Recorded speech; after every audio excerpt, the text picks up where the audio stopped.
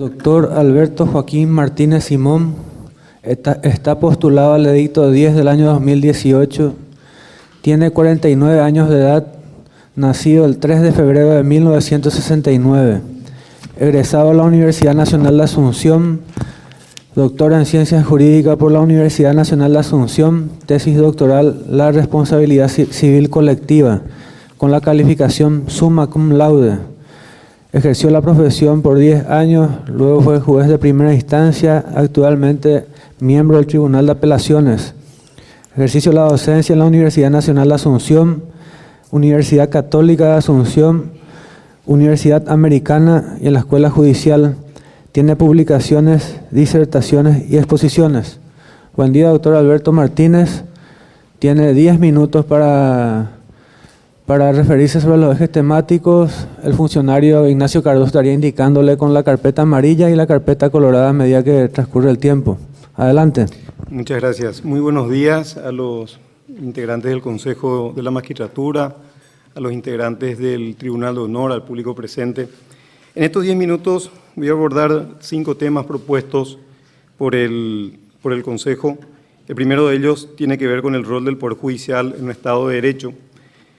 Se habló ya mucho sobre qué es un Estado de Derecho y puntualmente cuando hablamos de un Estado de Derecho social, un Estado social de derecho, damos el énfasis en la palabra social porque implica reconocer ciertas vulnerabilidades, ciertas personas o grupos o comunidades que tienen una connotación distinta y a los cuales hay que visualizar puntualmente a los efectos de que los servicios, las oportunidades y hasta los bienes que son de producción durante la vigencia del ejercicio del Estado lleguen a esas personas.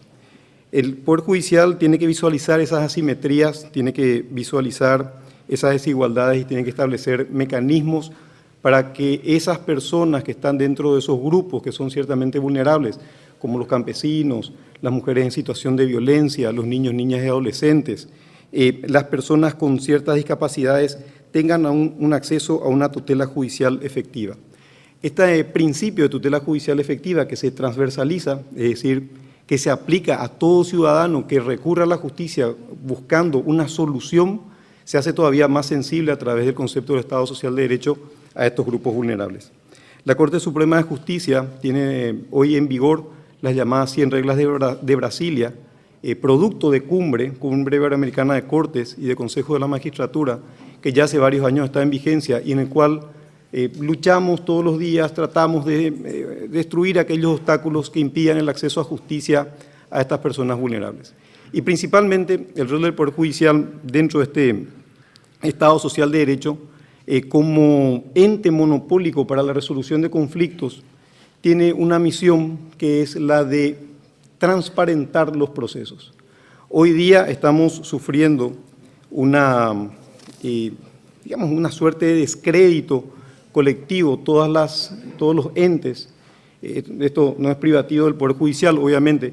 Una reciente encuesta de julio de este año, publicada en el diario Última Hora, nos señala con un rechazo ciudadano de cerca del 60%, es decir, solamente el 40% de la ciudadanía confía en nosotros. Estos son números muy, muy malos, insostenibles desde el punto de vista de lo que tenemos que ser como el ente regulador de los conflictos de la sociedad. Coste que hemos mejorado ostensiblemente del 2015 a esta parte. En el 2015 teníamos números que nos señalaban un rechazo del 87%. En el 2016 bajamos un poco y hoy día mejoramos, por decirlo de alguna manera, al 60%. Son números inaceptables que tenemos que ir mejorando, es decir, tenemos que llegar a situaciones de otros países latinoamericanos en donde la credibilidad de la justicia supera largamente el 90%. Un país con las condiciones de desarrollo que tenemos nosotros no puede tener una justicia que tenga un porcentaje de aceptación solamente del 40%, y en eso tendríamos que estar abocados todos aquellos que trabajamos en el sistema de justicia de ambos lados del mostrador, sea del lado de los magistrados, sea del lado de los mismos abogados que litigan. El segundo punto es la percepción con respecto a la administración de justicia. Y en este punto quiero dar dos visiones, una visión interna y una visión externa como ciudadano. La visión interna como magistrado en el ejercicio de la magistratura hace 16 años, previamente a eso unos 10 años de ejercicio de profesión, me llevan a tener una visión, no diría buena, pero plausible por el esfuerzo que hacen los cerca de 1000 jueces que hoy integran la magistratura y en donde esos 1000 jueces, la gran mayoría de ellos, realizan un trabajo muchas veces en no las mejores condiciones técnicas, no las mejores condiciones de infraestructura y de todos modos hacen un gran esfuerzo por fallar de acuerdo a derecho y a su recta conciencia.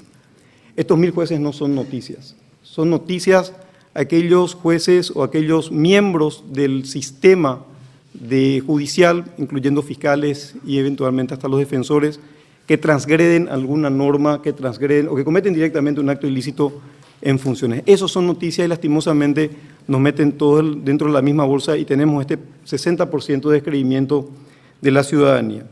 Por lo tanto, esta visión interna, en donde yo realmente pondero el esfuerzo que hacen mis colegas en hacer bien su trabajo, no se compadece con la visión externa, en donde la ciudadanía percibe mal al Poder Judicial.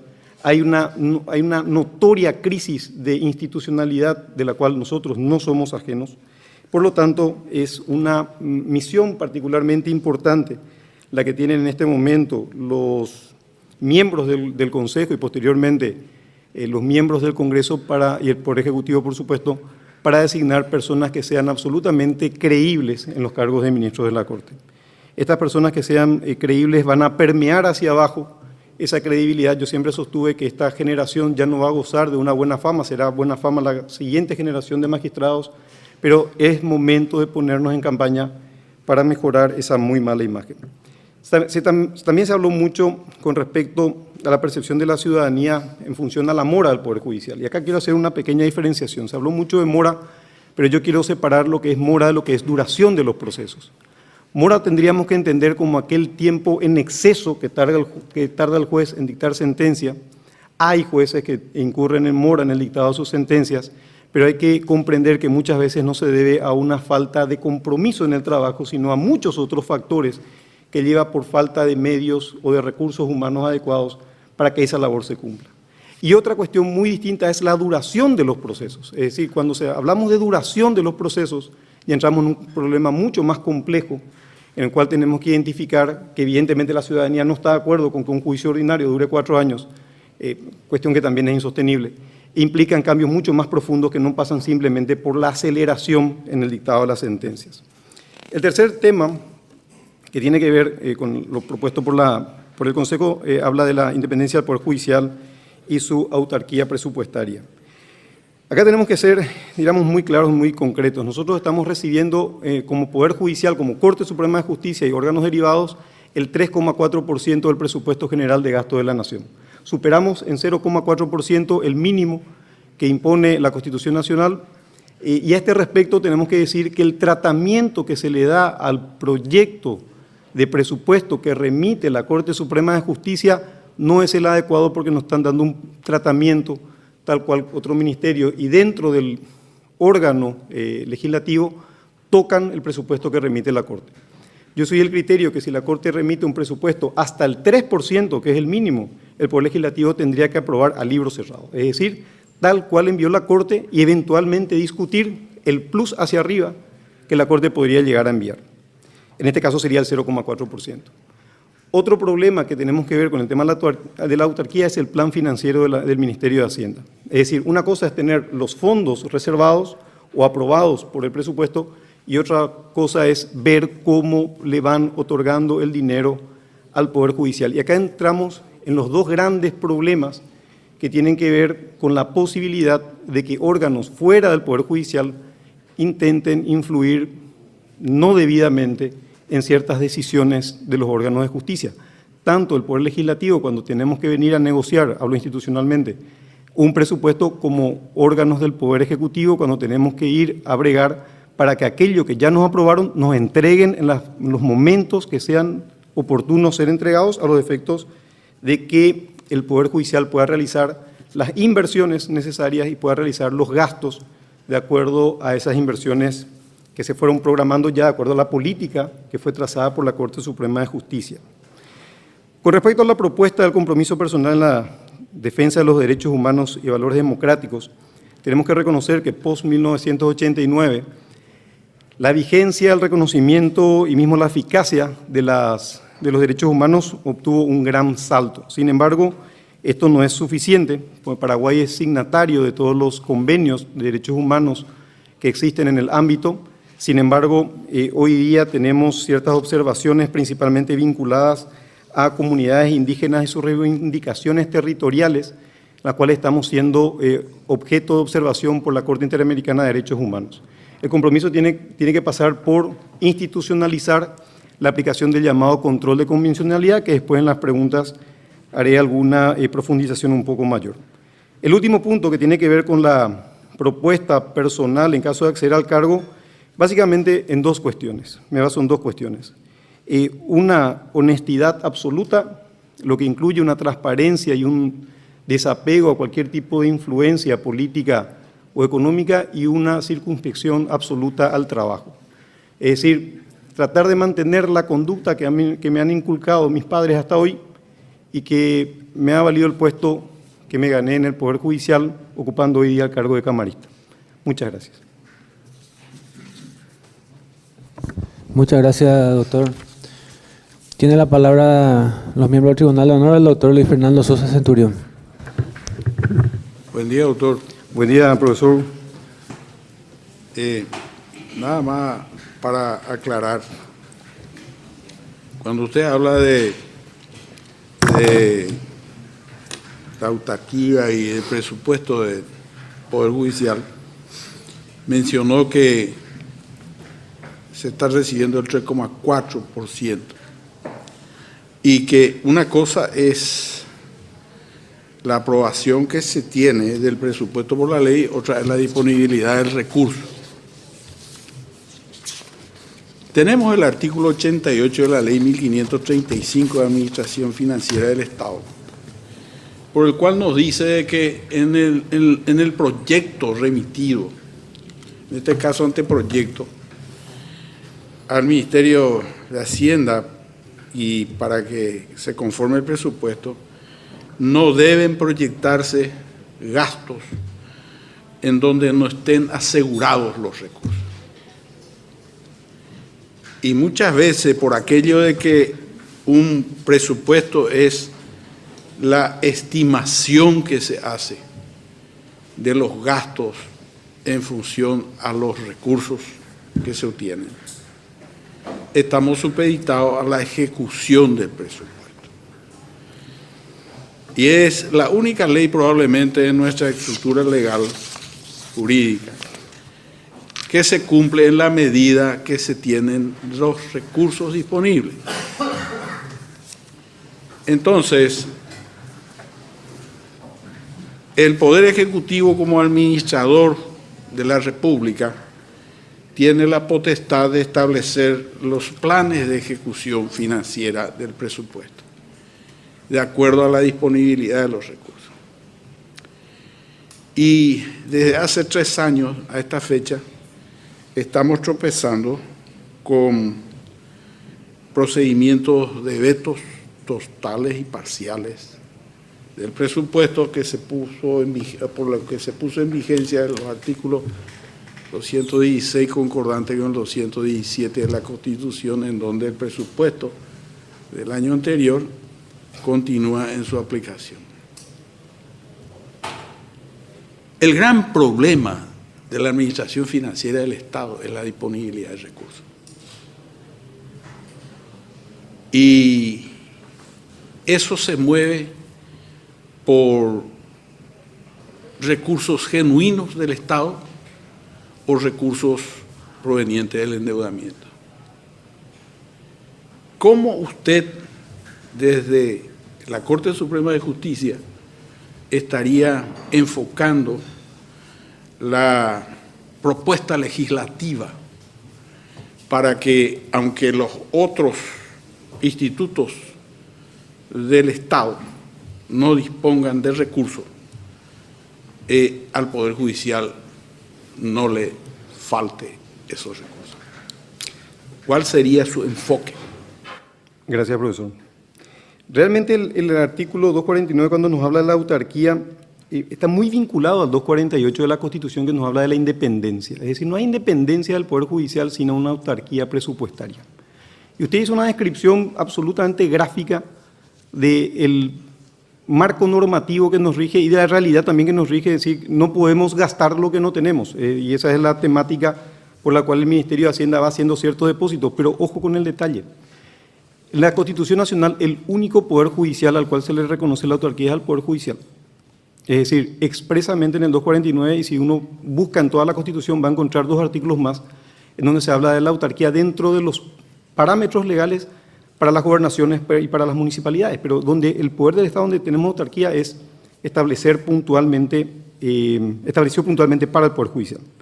Por lo tanto, la propuesta sería establecer, no sé si a través de una reforma legislativa, a través de un instrumento normativo, a través de alguna norma, una suerte de plan de caja en la cual el Poder Ejecutivo esté obligado al desembolso periódico de las sumas de dinero que hayan sido aprobadas dentro de ese 3% y evitarnos, profesor, venir a negociar al Poder Ejecutivo esa dación de una suma de dinero que ya fue aprobada por el Parlamento. Porque ahí no nos engañemos, ahí está el brete. ¿Sí? Ahí está muchas veces el brete en el cual el Poder Ejecutivo empieza por interpósitas personas a pedir cuestiones que tengan que ser resueltas en el Poder Judicial para otorgar esa suma de dinero. Y la verdad es dura, pero hay que decirlo. Muchas gracias, doctor. Tiene la palabra la doctora María Angélica Calvo. Buenos días, doctor. Buen día, Martín. doctora. Usted introdujo prácticamente el expediente digital, que sí da muchas ventajas, pero nos encontramos otra vez que a veces no tenemos sistema, como ocurrió el viernes, entonces cae todo eso. ¿Cómo se trataría de solucionar eso, doctor? Le agradezco mucho la pregunta. Desde el año 2008 que estoy trabajando en el expediente electrónico, fui designado por la Corte Suprema de Justicia como magistrado responsable del proyecto, una carga muy pesada porque gran parte de la confianza de los abogados, que son los primeros sensores de si el sistema anda o no anda, de la ciudadanía en segundo lugar y puntualmente de puertas de la casa para adentro de los colegas magistrados, tiene que ver con la fiabilidad del sistema. Usted realmente puso un poco el dedo en la llaga a nuestros grandes temores. Nosotros somos técnicos jurídicos, doctora Calvo, y esas preguntas las tratamos siempre con los técnicos informáticos que nos dicen lo siguiente. Tienen que haber bases de datos de replicación, tienen que haber sistemas redundantes. Yo le estoy hablando hasta irresponsablemente porque no soy técnico en la materia, tanto escuchar ya se me han quedado ciertos términos. Tienen que haber sistemas por los cuales aseguremos provisión de energía a los juzgados, energía eléctrica, a los juzgados que estén involucrados en el expediente electrónico. Esto es una realidad en nuestro país, los cortes periódicos de luz, y el corte de luz de energía eléctrica no puede significar la cesación de actividad del juzgado. Tiene que haber bases de datos y servidores redundantes. Muchas veces estos ajustes que se realizan aplicando un servidor nuevo o cambiando un servidor de soporte dieron lugares a cierres que fueron programados, comunicados en su momento, y muchas veces la percepción ciudadana o de los mismos abogados es que cayó el sistema, y realmente no cayó el sistema, lo que se hace se está haciendo, digamos, una replicación o un sistema de soporte. Esta apuesta del expediente electrónico responde también a una recomendación de Cumbre Iberoamericana. Nuestro país no es el inventor, obviamente, del sistema. Nosotros simplemente lo que estamos haciendo es seguir un poco la ola, la modernidad. No podemos tener todavía una economía que está a la cabeza en la región en el siglo XXI, métodos técnicos adecuados, seguir litigando como se litigaba en el siglo XIX. Tenemos que aprovechar la tecnología en pos de la transparencia. Esta tecnología nos brinda la posibilidad de saber muchísimas cosas, inclusive de disminuir en un número residual la cantidad de incidentes que se plantean, porque nosotros sabemos si la persona recibió la cédula, si no recibió, en qué momento recibió, todo queda registrado acá, no se puede falsear ningún término. Cuando éramos colegas de primera instancia, usted recordará perfectamente el sinsabor que nos generaba a nosotros jueces de primera instancia saber que un expediente se había hurtado de secretaría o que se había perdido de secretaría, y la falibilidad que el sistema representaba con simplemente perder papeles. Por lo tanto, disculpe, lo que nosotros debemos doctor, hacer... si puede redondear su respuesta, por favor. Ya. Gracias, doctor. A usted, doctor. Tiene la palabra la doctora Amparo Samaniego, viuda de Pacielo. Hola, doctor. A mí me gustaría que siga exponiendo el tema porque yo iba a hacer una pregunta que está conectada con esto. Entonces, para mí es importante conocer, tener ese diagnóstico que usted nos está dando de... ¿No quiere hacer su pregunta? Entonces voy tratando de contestarle puntualmente. Sí, uniríamos ese tema a este otro, estimación de los gastos. A ver si va a ser posible que que estos juzgados y cámaras que, Sí. cámaras que en este momento están usando Sí. la tecnología pueda ampliarse a todo el sistema judicial? Correcto. Dos cosas. La primera, los parámetros internacionales, no parámetros nuestros, señalan que los costos de administración de un expediente electrónico son mucho menores de los costos de administración de expedientes en formato papel. Es decir, es más caro tramitar un expediente en formato papel que tramitar un expediente electrónico. Y el parámetro fácil lo podemos hacer con los bancos, porque los bancos se digitalizan cuando quieren bajar costos y siguen operando en papel cuando no querrían bajar costos. Evidentemente todos se están digitalizando. Los costos de tramitación son muy inferiores cuando son digitales que cuando son en formato papel. Y la otra cuestión, nosotros dentro de la comisión de implementación no damos un paso sin tener asegurado que el sistema sea sostenible y que los juzgados de tribunales tengan las condiciones mecánicas, instrumentales adecuados y la capacitación de los funcionarios sea la adecuada, porque lo que no podemos hacer es pasar a tecnología simplemente por pasar. Es decir, el sistema tiene que funcionar en su soporte material y en su soporte humano. Gracias, doctor. Muchas gracias, doctora. Antes de continuar, a partir de las 11 seguiremos en vivo por TV Cámara, Radio Nacional del Paraguay, como así también por la página del Consejo de la Magistratura, de la red social Facebook. Doctor, tenemos dos denuncias que llegaron hoy al correo de del Consejo. 31 de julio de 2018, 6:53 horas. Dice: en varias oportunidades intenté audiencia con el doctor Alberto Martínez y nunca está en su oficina. Está en su curso o siempre llega después de las 10 de la mañana. Ahora ya salió mi caso después de 2 años, pero llega muy tarde. Bueno, esa es una pregunta casi ofensiva, pero le comento por qué. Porque está muy fehacientemente probado con un expediente que funciona digitalmente a que ahora se firman las resoluciones. Particularmente le comento un detalle: yo dejo a mis hijas pequeñas en el colegio a las 7 de la mañana y de ahí paso directamente al tribunal. Y las personas que me conocen saben de que normalmente recibo a todas las personas justiciables o no, y de que tengo dentro de mi despacho nunca menos de 5 funcionarios trabajando conmigo, porque la presencia de esos funcionarios siempre hizo que nadie intente hablar de nada que no sea ubicado. Por lo tanto, mi mecánica de trabajo implicó que siempre yo esté acompañado de personas. Es más, si el Consejo necesita, yo puedo hacer una suerte de auditoría de las firmas que tuve hasta el 30 de junio, que fui presidente en el primer semestre de la sala que integro, y veíamos las fechas, las horas en que se firmaban las resoluciones. O podemos hacer un informe de la guardia del Poder Judicial a ver a la hora que ingresa mi vehículo, y todo es alrededor de las 8 de la mañana. Por lo tanto, considero que esa posición ciertamente tiene alguna connotación agraviante, pero se traslada a mis 2 colegas de sala, que son unas señoras excelentes magistradas, que hacen realmente una circunspección al trabajo, también tienen una circunspección al trabajo. Y puntualmente tengo que aclararle 2 últimos temas, presidente. El primero: hoy día mi tribunal, que es un tribunal modelo en el sentido de que estamos implementando el expediente electrónico, no tiene un solo expediente dentro de la carpeta de resoluciones pendientes. Estamos al día.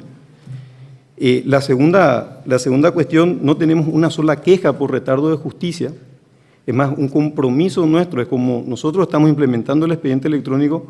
La idea es que nosotros hagamos la gran diferencia en comparación con los expedientes en formato papel, porque si este sistema no funciona en nuestro juzgado, en nuestro tribunal electrónico, evidentemente no va a funcionar en los otros. Por lo tanto, niego categóricamente esto. Estoy en mi juzgado, en mis funciones temprano de mañana, y nuestro trabajo está al día. Muchas gracias, doctor. También para manifestarle que usted puede hacer todo lo que considere pertinente para así aclarar descargo de estas denuncias. El Consejo está abierto. Si me permite un último dato. Sí, señor. En el año 2009, cuando era juez de primera instancia, un concurso organizado por la sociedad civil me distinguió con el premio a la excelencia judicial. Uno de los puntos que se tuvo en aquel entonces era no solamente presencia física del magistrado en funciones, sino el tema de la mora judicial. evidentemente, en ese concurso en el cual participamos los juzgados de primera instancia de Asunción, habíamos salido airosos porque estábamos con el despacho al día. Gracias, doctor. Como le dije, el Consejo está abierto a recibir todo tipo de informe y descargo de su parte a fin de aclarar estas denuncias que aclaro llegaron hoy al Consejo de la Magistratura vía mail. Y una segunda denuncia, por así llamarlo, el 31 de julio de 2018 a las 10 de la mañana, ya estando acá en sesión de audiencias públicas. Alberto Martínez Simón, ¿es verdad que usted es masón y que usted solo beneficia a la masonería? Bueno, le agradezco mucho la pregunta. Sí, tengo el honor de haber sido iniciado en el año 2003 en la masonería. Ahí conocí a muchas de las mejores personas que conforman hoy día nuestra sociedad. Y no es cierto. Y me permito, señor presidente, presentar una prueba, si me da la oportunidad. En el año 2007, habiendo sido ya iniciado, años atrás, dicté un fallo en un juicio caratulado Irene Elizabeth Ruiz Godoy contra Gran Logia del Rito de York en Paraguay, en donde rechacé unas excepciones que había planteado la Gran Logia del Rito de York y llevé adelante la ejecución, una demanda por 33 millones de guaraníes en aquel entonces, lo que indica claramente que no fallo a favor de quienes integran la masonería. Por otra parte, en los años que llevo siendo miembro de la masonería, tengo que reconocer que jamás, en estos 15 años de magistrado, casi 16, un integrante de la Gran Logia me haya pedido absolutamente nada. Con el corazón en la mano le digo, nunca me pidieron nada. Muchas gracias, doctor. Esto voy a presentar por secretaría, por favor. Por favor, doctor, con mucho gusto. La doctora Cecilia, por favor.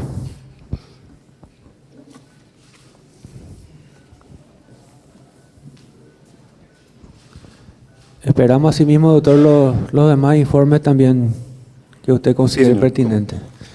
Tiene la palabra los miembros del Consejo de la Magistratura. Doctor Adrián Salas Coronel.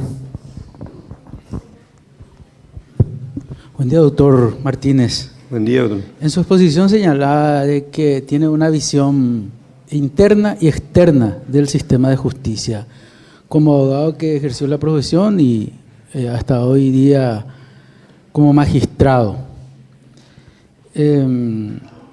Realmente yo tengo de pronto más cuestionamientos que ver las virtudes del sistema de justicia, porque ejercí activamente la profesión por más de 20 años, la dirigencia gremial, y veo y escucho de pronto críticas. Entiendo de que hay muchos magistrados, funcionarios que trabajan honestamente y, como se dice normalmente, muchos tienen esa valentía y también saben un poco de derecho, como se dice en el sistema de justicia, pero también no podemos tapar el sol con un dedo. Y la pregunta concreta es, ¿qué se puede hacer de llegar al cargo para mejorar, por un lado, la imagen del Poder Judicial, que entiendo, señalaste, faltaría aparentemente una suerte de política comunicacional para hacer saber las virtudes del sistema, y por el otro lado, lo que realmente hay, que se trata de pronto de la corrupción, la morosidad, falta de unidad de criterios en algunas jurisdicciones. En lo penal, por ejemplo, sabemos de que a veces salas tienen interpretaciones distintas. En el ámbito laboral también, que hoy en día se cuestiona mucho el otorgamiento por parte de algunos magistrados, el tema de intereses, daño moral, una serie de cuestiones que crea una suerte de no solamente descreimiento en el sistema, sino falta de seguridad jurídica, inseguridad jurídica. Entonces, usted, con su experiencia, estando, como se dice normalmente, en el caracú del Poder Judicial, por la función que ejerce y todos los emprendimientos, ¿qué se puede hacer esa política comunicacional y aparte alguna suerte de golpe de timón para mejorar esto, doctor Martínez? Muchas cosas, doctor Salas, realmente. En carpeta tenemos en ejecución ya ahora el tema del expediente electrónico. Voy a tratar de no repetir conceptos, pero las dos grandes ventajas que nosotros vemos en la tramitación del expediente electrónico, la primera es la transparencia, justamente. La transparencia porque nada se pierde, nada se traspapela, está todo ahí, las fechas no se pueden alterar, las horas no se pueden alterar. Fíjese un detalle, cuando uno firma una resolución digital, aparece su nombre, aparece la hora, minuto y segundo del día en el cual uno firmó. Es decir, no se puede antidatar, no se puede postdatar, está todo muy transparentado y eso se lleva a Internet. Entonces la parte desde su teléfono, desde cualquier acceso a Internet, puede tener una visualización directa del expediente. Y le puede consultar, y eso es un dato importantísimo, doctor, que es el siguiente, le puede consultar a cualquier abogado amigo desde su teléfono.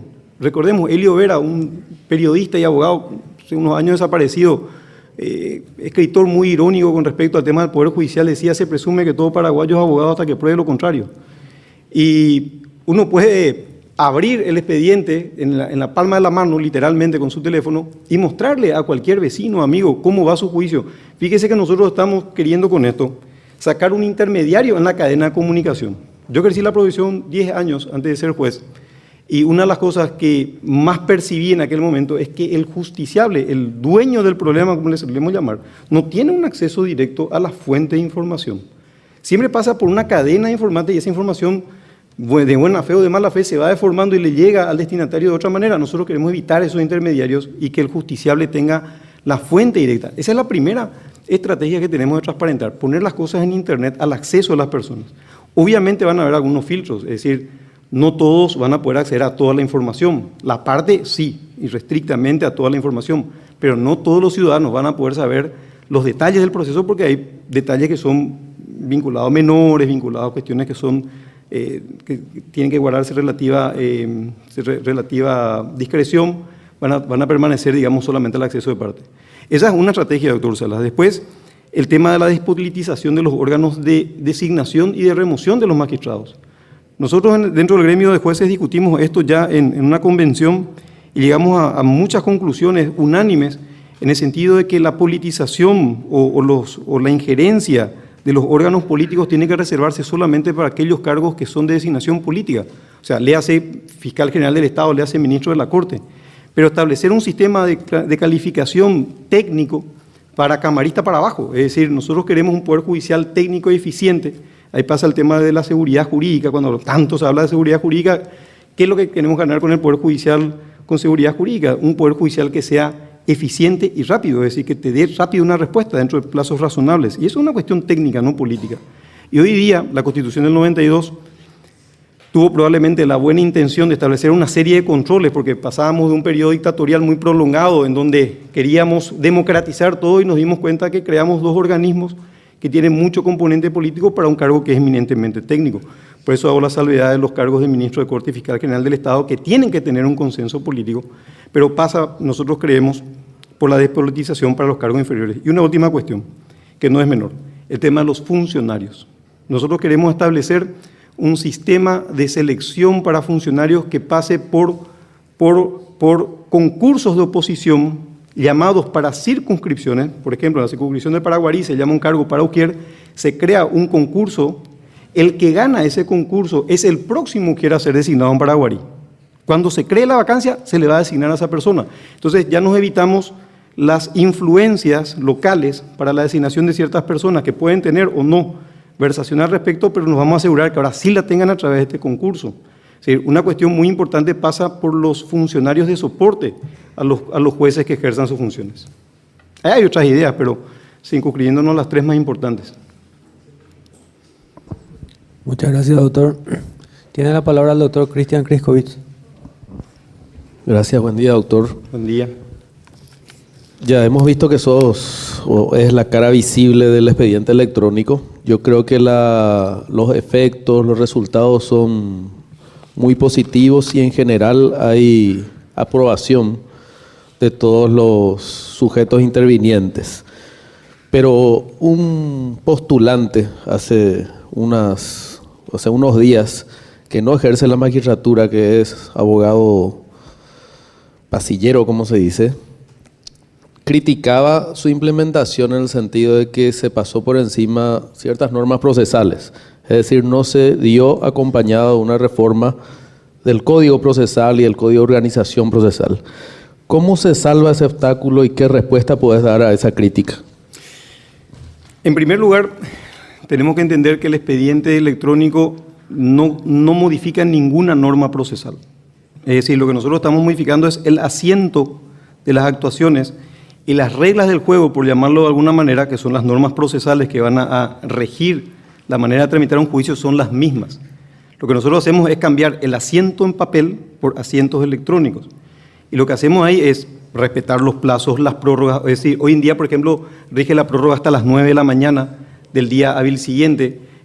Fíjese un detalle, doctor Kriskovich, una persona puede realizar 24 horas al día, 7 días a la semana presentaciones en el expediente electrónico. Esto hace que una persona que termina un sábado de hacer un escrito de alegatos lo cuelga ahí mismo, lo presenta ahí mismo, y el sistema automáticamente registra el cargo del momento de la presentación, pero también registra el cargo de las 7 de la mañana del lunes. Por lo tanto, no queda modificada ninguna norma procesal. Muchos habló incluso de cuestionamientos de constitucionalidad con respecto al expediente electrónico. La Corte Suprema de Justicia rechazó las 2 acciones de inconstitucionalidad que se presentaron a ese respecto, con un fundamento muy sólido. Acá no se transgrede ni se priva del derecho a la defensa, nada, al contrario. Nosotros entendemos que el expediente electrónico es un medio para facilitar el acceso a la defensa, porque las personas pueden revisar desde sus teléfonos y presentar desde sus teléfonos. Y repito una vez más, no hay ninguna modificación. Queremos hacer ajustes al código a un futuro. Por ejemplo, queremos sacarle la exigencia de la firma del actuario en las resoluciones judiciales, porque hoy día la firma del juez está certificada por un sistema informático muy complejo que acredita inequívocamente que esa persona que firmó es el juez que tiene que firmar.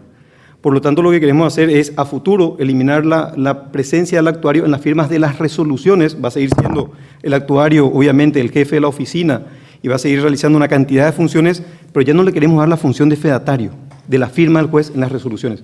Esto es un cambio que no podíamos esperar a que se modifique el Código Procesal para imponer el expediente electrónico. Decidimos traer ya a vigencia el expediente electrónico y hacer estos cambios después. Pero las normas procesales, perdón que sea insistente, se mantienen incólumes, se mantienen exactamente tal cual fueron reguladas en su momento y tal cual fueron reguladas, se aplican hoy día al expediente electrónico. Muy bien. Otra preguntita con respecto a lo que respondía a la consulta del doctor Adrián Salas. Me gustaría insistir un poquito en el tema del control de la corrupción. No solo de los magistrados, que felizmente son los menos los casos de corrupción que saltan, pero en las últimas semanas tuvimos casos de actuarios, por ejemplo, que estaban involucrados en casos muy fuertes de corrupción, inclusive pudiéndoles arrastrar a sus propios magistrados, que a lo mejor no tenían nada que ver o no tienen nada que ver en el caso, ¿verdad? ¿Cómo mejorar el control de la corrupción independientemente a los concursos y todo? Porque depende mucho de la persona.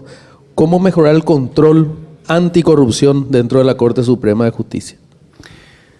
Nosotros estamos trabajando en auditorías permanentes, estamos trabajando en la posibilidad de que todas las actuaciones no dependan ya de la voluntad de las personas. Fíjese que este caso que usted comenta, que fue público conocimiento, implicaba el acercamiento de un funcionario a lo que se estaba resolviendo para que después vaya a negociar la venta de la solución cuando la sentencia estaba tomada. Fíjese que con el sistema que nosotros queremos plantear, la intermediación de los funcionarios se elimina, porque cuando yo voto un fallo en mi sala, le paso a mi colega y solamente ella puede abrir, salvo que ella decida delegar el caso en un funcionario de su confianza. Por lo tanto, la posibilidad que se filtre el voto, que es la gran fuente de lo que usted está señalando, la filtración del voto y la negociación de ese voto ya sabido por el funcionario, se corta porque la comunicación es de magistrado a magistrado. Es decir, son, digamos, cosas que tenemos o adendas que tenemos a este sistema de digitalizar la tramitación de los procesos.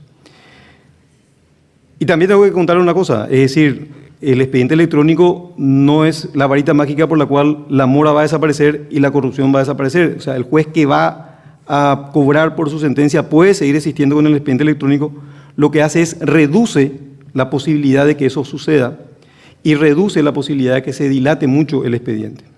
Pero las posibilidades de que eso sucedan están siempre latentes. Eso ya va a depender mucho de la planta moral que tenga la persona que ejerza como magistrado. Muchas gracias, doctor.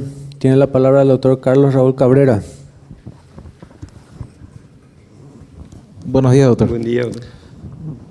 Usted comentó con acierto de que el Poder Judicial tiene monopolio de la justicia. Y he visto que usted tuvo disertaciones o posiciones sobre medios alternativos de solución de conflictos. ¿Cómo se compadecería esto con la implementación del expediente electrónico? ¿Cómo usted piensa que esto puede tener andamiaje, por un lado? Y por otro lado, dos temas que son actuales, que se están discutiendo permanentemente. Ayer hubo una manifestación frente a la Embajada Argentina, entiendo, sobre temas con respecto al aborto, al matrimonio igualitario. ¿Cuál es su opinión, doctor? Con respecto al primer tema, los métodos alternativos de resolución de conflictos, harán unos 10 o 12 años la doctora María Angélica Calvo integraba aquel grupo de trabajo que habíamos compuesto 5 magistrados de primera instancia, donde nos propusimos implementar la conciliación dentro de los procesos civiles. Teníamos un porcentaje altísimo de conciliación. Nosotros conciliábamos el 86% de las causas que venían a la audiencia de conciliación se conciliaban. El problema era que venían 2 o 3 audiencias al mes. Entonces, en un juzgado que tenía 12.000 expedientes, sacarse 3 o 4 problemas de los casilleros y convertirlos en soluciones no era significativo para el volumen.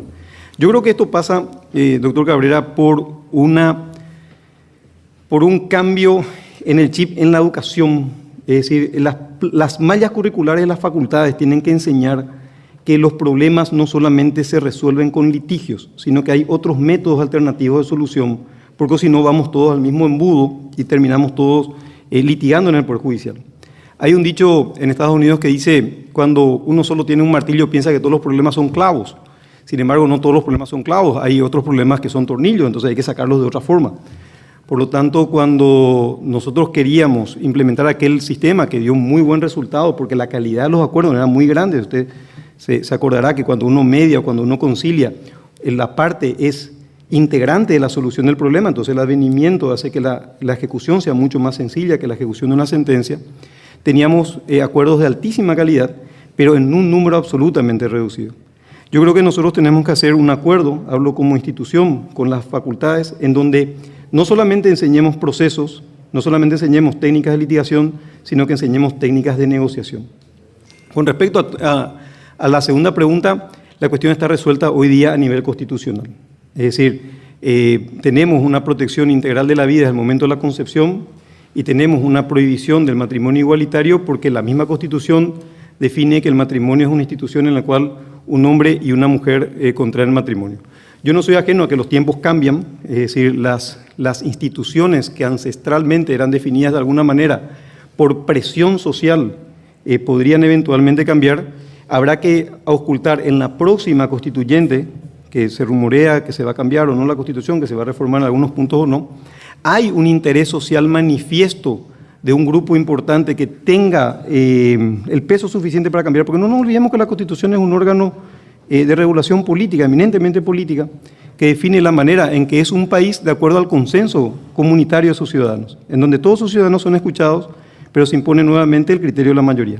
Si hay una mayoría suficiente para que se legalice el aborto, o si hay una mayoría suficiente para que el matrimonio igualitario sea vigente o sea viable en nuestro país, esa mayoría hablará en su momento. Hoy día tenemos prohibiciones específicas a ese respecto. Muchas gracias, doctor. Tiene la palabra el diputado nacional Roberto González. Buen día, doctor. Una pregunta muy breve nada más. Usted habló al inicio de su exposición de una suerte de una percepción muy negativa que tiene la sociedad del Poder Judicial, inclusive dio Sí, porcentuales, que en algún momento llegó a 85, 86% de desprestigio, rechazo de la sociedad, pero que hoy, con suerte, entre comillas, bajamos a 60. Bueno, eso, por lo visto hay un esfuerzo importante. ¿Usted cree que las causas de ese desprestigio se hallan dentro del sistema del Poder Judicial o fuera del Poder Judicial, o ambas a la vez? Porque evidentemente también habló de la necesidad de la despolitización. Hago ya un combo de preguntas. ¿Cómo usted cree que se puede despolitizar? Para usted, la presencia de diputados, senadores en estos cuerpos extrapoderes, ¿eso politiza? ¿No hay otros elementos, no hay otra forma de politizar esto? Cuando llevamos al Senado, no estamos politizando. Cuando el presidente tiene que dar su acuerdo, no estamos politizando. ¿Qué se entiende por despolitización? Pero primeramente me gustaría saber cuál es su criterio y cómo enfrentaría las causas del desprestigio. Y soy reiterativo acá, quienes participamos día a día de este tema, ya saben de memoria mi preocupación, pero como vía de ejemplo nada más. ¿A quién le atribuiríamos, a los estamentos políticos, el hecho de que tengamos una mesa de admisibilidad o de admisión donde tenemos que tributar para pagar y para presentar nuestra inconstitucionalidad? A veces planteamos la inconstitucionalidad, planteamos medida cautelar, obtenemos esa medida cautelar por otro pago y después nos quedamos con la medida cautelar porque nunca se resuelve el fondo de la cuestión. Y ahí está el caso de un colega, el doctor Lovera Cañete, que hace 9 años tiene una inconstitucionalidad pendiente de solución. Entonces, esos son factores. ¿A quién atribuimos? ¿A la politización o a qué atribuimos, apreciado doctor? Yo creo que hay una culpa compartida, doctor, en el siguiente sentido. Hay un nivel de tolerancia absolutamente residual en la ciudadanía ante el menor yerro en sus funcionarios públicos. Es decir, hoy día no se tolera ningún yerro porque ya como venimos con la tinta cargada con respecto a la ineficiencia, con respecto a la corrupción, con respecto al sobrecosto de la estructura gubernativa, cualquier hierro que se realice dentro de la estructura, la ciudadanía automáticamente reacciona en forma negativa, aunque ese hierro sea una cuestión meramente material. ¿Cuál es la solución? La solución yo creo que va a pasar, como le dije hace un rato, lastimosamente, probablemente no nos toque a nosotros estar integrando órganos que sean absolutamente creíbles a la ciudadanía, pero hay que dar un paso inicial para que la próxima generación sea así un órgano o esté integrado por personas que tengan el reconocimiento. Y siempre sostuve eso, diputado, en el sentido de que teníamos que empezar a caminar ahora, pero de hace un tiempo a esta parte, hablando con colegas, reformulé en el siguiente sentido. La corrupción siempre es un órgano vertebrado hacia arriba. Es decir, la persona que es corrupta no es corrupta tipo llanero solitario, siempre tiene personas que hagan una cadena hacia arriba y que lleguen incluso a los órganos de juzgamiento para tener cierta autonomía en sus actos corruptibles. Por lo tanto, si nosotros cambiamos y convertimos a la Corte Suprema de Justicia y a los órganos de juzgamiento con personas que sean de una absoluta honorabilidad, esa cadena vertebrada se disuelve. Entonces, la persona que anteriormente trabajaba impunemente en la corrupción ya no va a tener esa protección de arriba.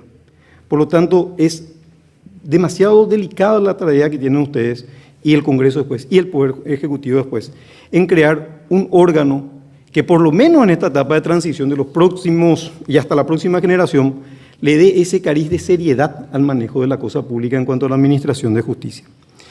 Con respecto a su segunda pregunta, me hablaba de la despolitización. Evidentemente usted está señalando también de que existen aspectos administrativos, como lo señaló usted, esta mesa de admisibilidad o medidas cautelares por las cuales se pagan, que evidentemente no responden a los órganos que generaron. Y volvemos al mismo punto, la credibilidad de las personas. Es decir, personas que sean creíbles, puestas en ese lugar de decisión, que tengan el ocultamiento y el diagnóstico de lo que usted está señalando.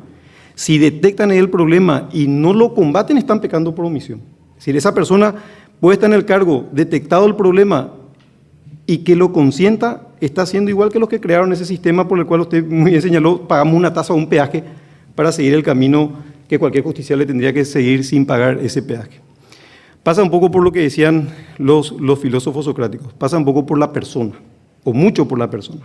Hoy día, en esta sociedad absolutamente descreída, designar a personas creíbles es absolutamente esencial en este momento que estamos viviendo en nuestro país. Gracias. Muchas gracias, doctor Alberto Martínez. Con esto damos por terminada su exposición. Muchas gracias.